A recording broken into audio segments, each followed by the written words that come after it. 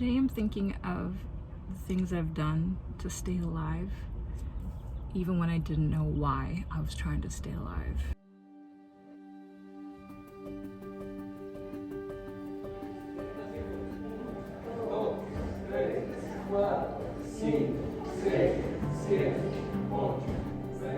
If you would have told me 5 years ago that I'd be writing out the apocalypse in a small town in Mexico and learning martial arts from a Taoist priest, I would never have believed you.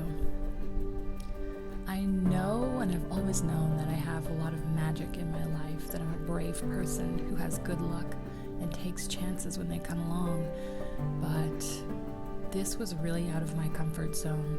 I grew up rather sheltered. I had food allergies, so I tend to like to eat the same things. I had childhood trauma. I had homesickness, even though my home was a treacherous and scary place. I had an idea of who I was. Coming here changed all of that for me. I'm still trying to find a way to integrate all the goodness I've experienced over the past 6 months. I don't know what it means. I've stayed in the most beautiful places. I've eaten the absolute best food. I've worked with some of the best people. I've been supported by people online, by God, by the universe, by the ocean. I've eaten more sun-warmed mangoes than I ever would have imagined.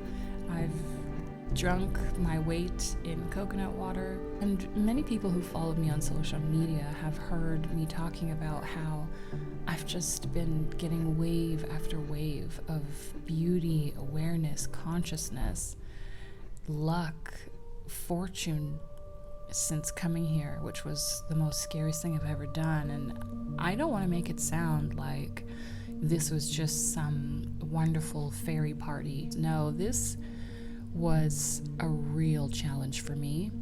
I went through numerous experiences where I have just been the most terrified I've ever been in my life. I've had to face the really ugly parts in myself directly, and also reflected back to me through other people. These brief flashes where someone would come in and reflect my lack of acceptance, my self-criticism, my fears.